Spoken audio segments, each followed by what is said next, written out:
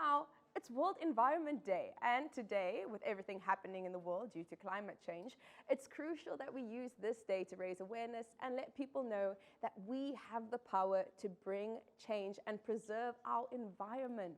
So one of the organizations who has been at the forefront of this is Greenpeace Africa.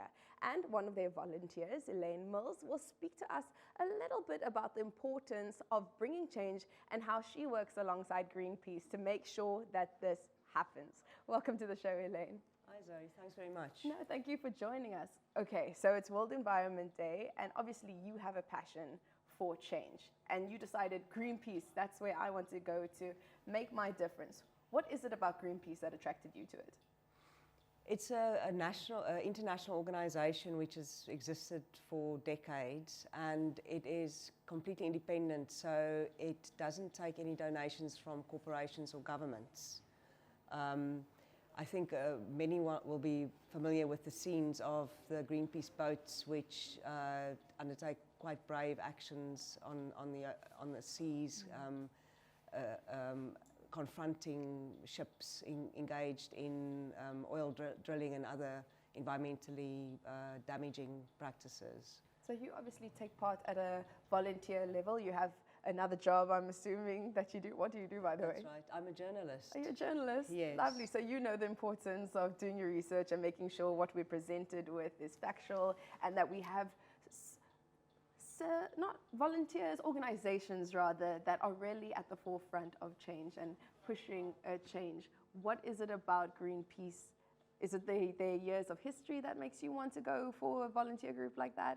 What calls you to them? They make it very accessible to become a volunteer. So when I moved back from London to Cape Town, I looked at different organizations, and they offered a induction.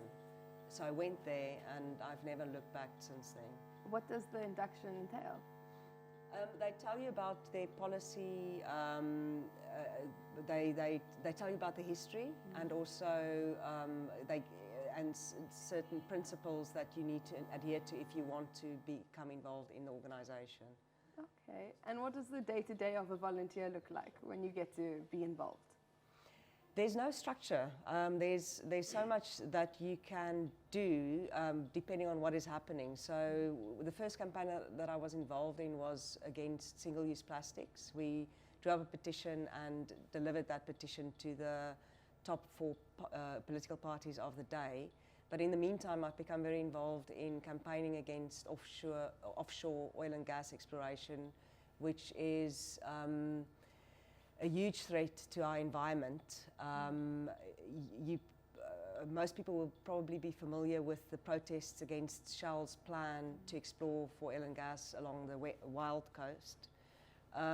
That was one of the most successful campaigns, and it was one where the public upswell was quite amazing to see.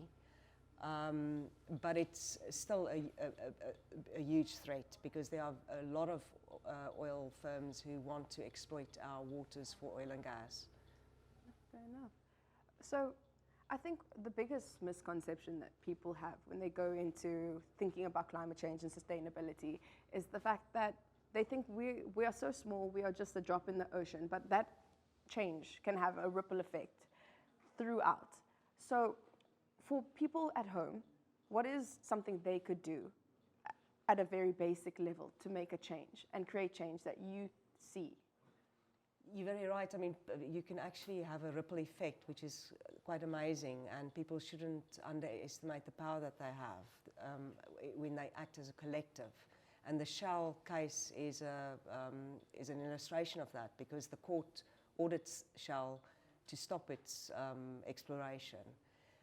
There's so much that people can do. They can go onto social media and share campaigns to protect the environment. They can volunteer, they can donate, they can speak up. That's probably the most important thing you can do. If you don't have any time or money, that's probably the least you can do. And there's a theory that you only need to win over 4 people in your sphere of influence. Sorry, 1 in 4 people. In order to cause a social tipping point. So it is possible to bring the change that we want to see and create a green and sustainable future.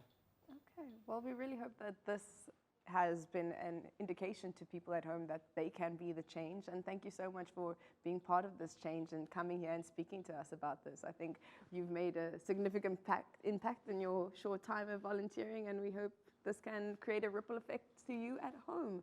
But right now we're going to be heading into an ad break, but don't go anywhere because we will be keeping up with our role in this world right after these, and we're going to be seeing more changes that we can make after this. So don't go anywhere. Goodbye.